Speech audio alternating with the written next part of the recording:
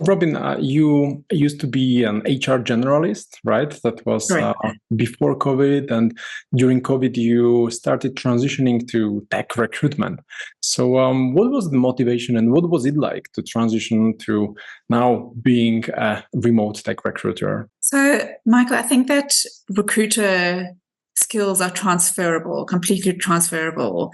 And I had an interest in the tech recruiting space, and I could see it was a fast-moving industry, and it was something I knew nothing about, but I thought I'm very keen to try my hand and see if I can attempt, tech recruitment.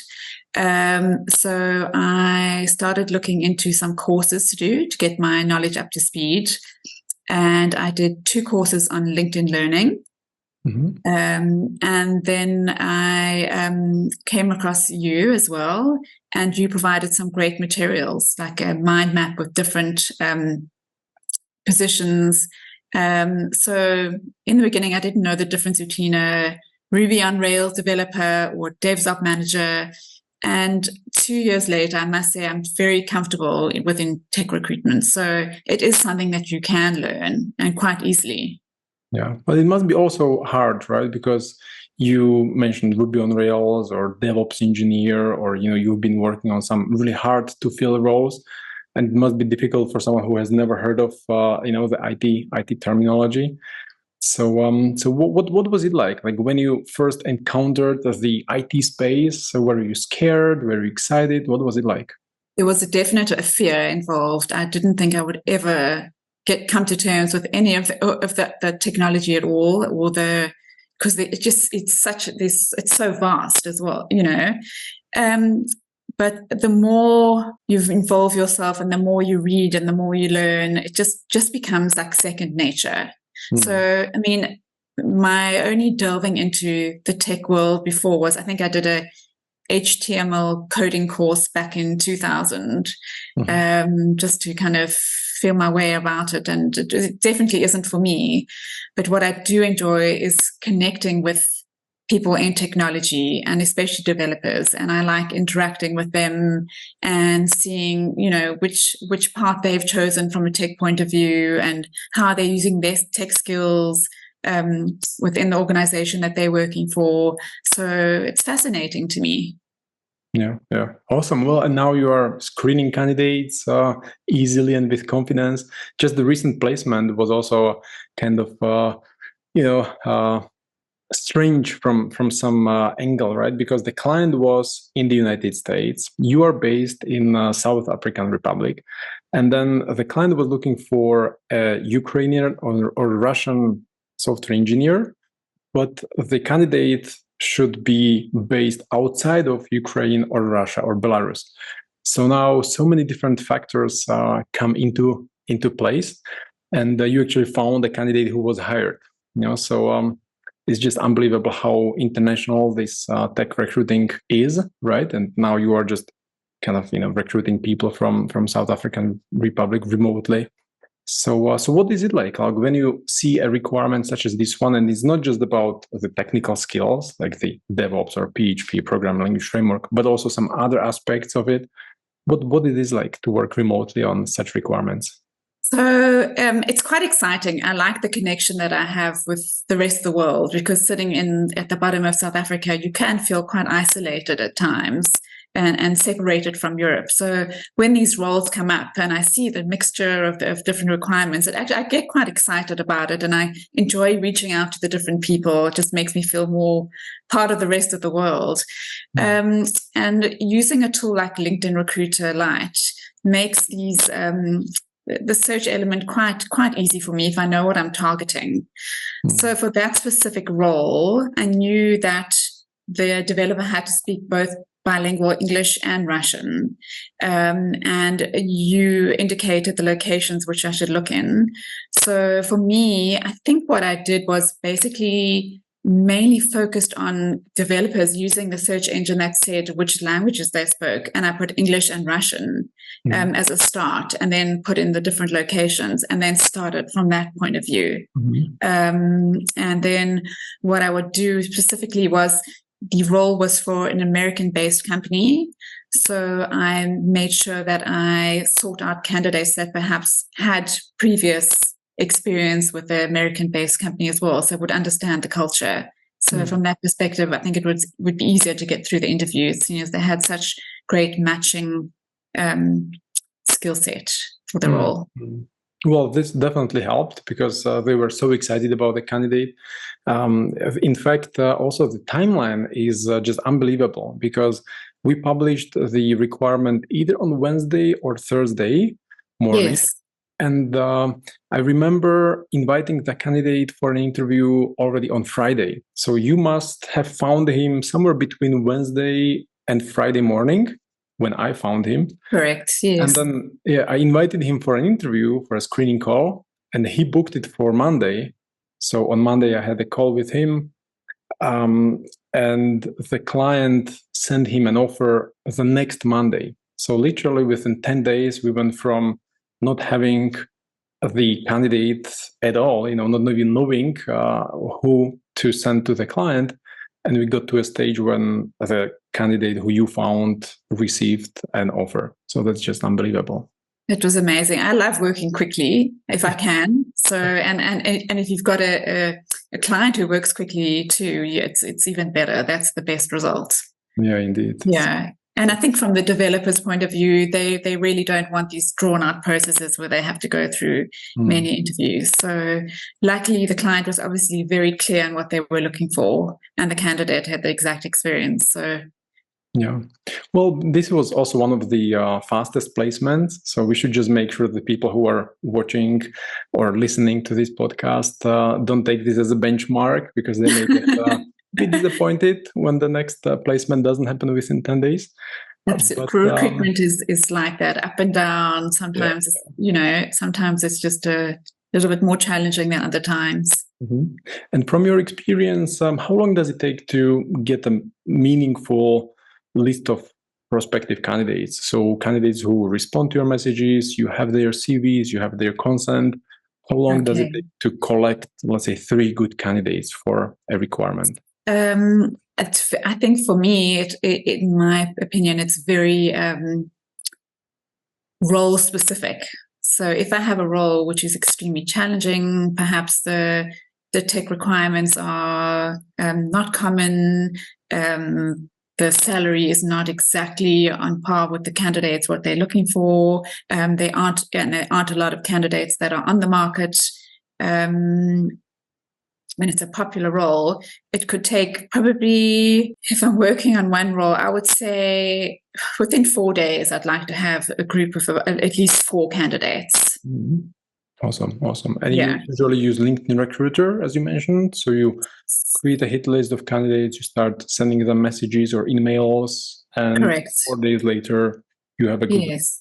So, I mean, I find that in certain countries, the response rate is much higher than in other countries. I'm sure you find the same. In certain countries, you get a response within an hour, which is amazing. In other countries, it does take a few days to get back to you.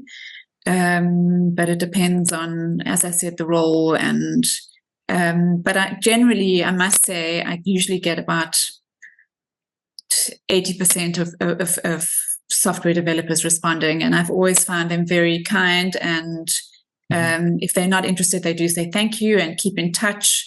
So I do enjoy interacting with the developers. That's very nice, because some recruiters are frustrated because candidates are rude, but it also may be because they are not speaking the tech language, which we learned, of the last 2 years. I think what I always like to do is also mention in my first point of contact what the salary range is on offer. That for me always seems to clarify to these developers whether they think they want to apply or not. That does seem to help. And also, I think I've got a lot of respect for developers as well. It's something that I know I couldn't do, so I do have a lot of respect, and hopefully that comes through in my communication with them. Okay. And some recruiters who are just starting in tech recruiting, they may wonder, how do you balance the vast amount of prospective candidates? Let's say when we were looking for the Russian or Ukrainian speaking developer outside of Russia or Ukraine, that pretty much, includes a population of 200 million people in Europe, right? In those other countries. But you only have, let's say, 50 emails per month. So how do you find the balance between, how do you know who to message with these emails? So you can connect with people on LinkedIn generally and just send a little note when you connect with them. Mm-hmm. And often you'll get a response in that way, and that won't limit your emails. And once they've responded, you can then message them with whether they have an email that they can send you, and you can correspond in that way. So often I do use just plain LinkedIn Connect, and then I write a note.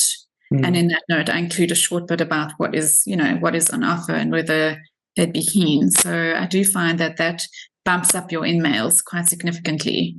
Mm-hmm. Awesome. Well, LinkedIn also doesn't make it easy to send these connection requests from LinkedIn Recruiter, right? You need to, from LinkedIn Recruiter, open the public LinkedIn profile, which also, is not straightforward. I guess it's the intention from LinkedIn. Correct. It is what it is. Okay. Correct. So, you keep sending. That also increases your talent pool, people who are connected with. So how many connections do you have now after 2 years of working as a tech recruiter? I actually haven't checked my latest, but in the thousands, but I must double check and come back to you on that. Mm-hmm. Awesome. Yeah. Well, I started off in the hundreds, and now I've definitely got, definitely quite a few thousand at the moment. Yeah. Well, if you just keep connecting with people every week, the number increases, right? You're right. The ceiling is 30,000. So yes, I'm getting there. Awesome. Cool. And you mentioned LinkedIn Recruiter. So what other tools do you use, and you would recommend other recruiters try as well? So I have had a little bit of success with Facebook as well. There are software development groups on Facebook where you can place an ad on those specific sites. Not as regularly as LinkedIn Recruiter, but there's also Discords where you can go onto Discords and chat with different communities of software developers in different countries. Mm-hmm. Awesome. And before we started, you also mentioned Facebook group. One of your placements with us was also when you posted something in a group. Is it? Yes, it was a Node developer, back-end Node developer, and it was a remote Node developer, and we hired somebody for that role on Facebook. Awesome. Well, these are some of the strategies that people may also know about, but they are like, that probably doesn't work. I'll not do it. I've seen it with a few recruiters also on our team, and then I usually tell them like, hey, look, other people make placements with it. And they're sometimes you forget these things, and then you've got to go back and say, oh, actually, I should try, and just try. Because sometimes you just feel exhausted and in the search, and, and I always think to myself, there must be another way to find. I never give up. I'm like, I hate to give up on a search of finding the perfect candidate. So I try different methods until I found a suitable candidate. Mm-hmm. Well, it's important to be resourceful, as you now mentioned, to be able to brainstorm different ways. So that also must be difficult when you are working from home, for the last year or two, kind of alone, if I, get it right. So what is it like? How do you overcome this fact that, you are not working in a team of 20 people? How do you overcome this? It does take some self-motivation, definitely. But as I said, I think just interacting with the candidates, and then, you've got your meetings if you want to join as well, so I can interact with you, and we've got Slack groups. And that keeps me feeling supported and kind of, motivated to keep on working. Awesome. Yeah. Well, the placements also help, to keep you motivated. Absolutely. Yeah. Right. Cool. So, you mentioned a few tools. What about ChatGPT? Are you not afraid that these new AI tools will replace you as a recruiter? I think perhaps one day, but I don't see it happening in the next couple of years. It doesn't have like the search engine function yet that will enable you to narrow down your search for the best candidate. But I do use it at the moment for better comprehension of the different tech skills. If there's a skill that came up recently, I had a client who was looking for a specific skill for video streaming, a tech skill for video streaming, which I've never heard of before. And, just put it into ChatGPT and it gives you a whole rundown of, what the tech skill is and who uses it and how it's used. And it just gives you a brilliant understanding of the skill. So have used it to have a better understanding of different tech skills or different companies which are hiring certain software developers, so I can have a look at those companies and see what they do. It's a brilliant tool just for expanding your knowledge. So true. Yeah, you can use it to draft the messages to send to candidates or to prospective clients as well. Exactly. Really, and it's just 2023. These tools just popped up out of the blue, and I'm just wondering what the next year and the following years will bring. And I think it's such a huge benefit for people who want to get into tech recruiting now to use that, because when I started, I didn't have that. But I think it would be highly beneficial to have that tool and to get a better understanding of back end, front end, and all the different just learn on the go terminologies. Awesome, cool. Okay, so you just mentioned people who are transitioning. So what would you say makes a great tech recruiter? Who should consider and who should probably not consider becoming a tech recruiter? I think to be a great recruiter, you have to have a natural sense of curiosity. I enjoy searching. I really do. I don't ever find it boring. I enjoy searching and interacting with different people. And I think you just need to have a sense of wanting to know what's going on in the world, wanting to know what's happening within technology, and also have a high EQ in order to communicate well with the candidates and the clients, and just make sure that you are.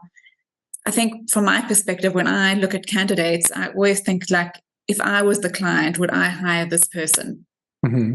So I would never want to place a candidate with somebody that I didn't think was suitable, just for financial reasons. I really do give it a thought as if it's my company, and would I hire this person for that particular role. And that's very important. Not too many people have this attitude, but it's a great one and very valuable. I guess that also helps you to get the right candidates, and then when you speak with clients, if you have any on your own, then at least this also positions you as the career advisor eventually, or the talent advisor. That's great. Okay, cool. So what would be your kind of final advice to people who are starting the tech recruiting journey? You mentioned a few, personality traits or maybe some tools. So with your experience now, and for the last 2 years, you've been working as a remote tech recruiter. So what would be your advice to people who are, on the edge of starting, on maybe they just recently started?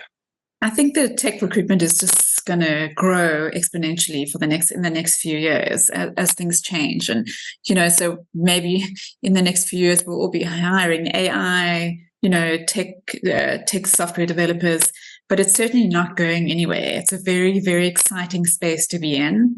And even though you might think at the beginning, the terminology is confusing but you'll never get to grips with it, it does become easier. It is an enjoyable space to be in, and it is a busy space to be in as well if you're doing your job correctly. So I would definitely recommend, if anyone was thinking about it, to jump ahead and go ahead and give it a go. Yeah, awesome. Thank you for sharing.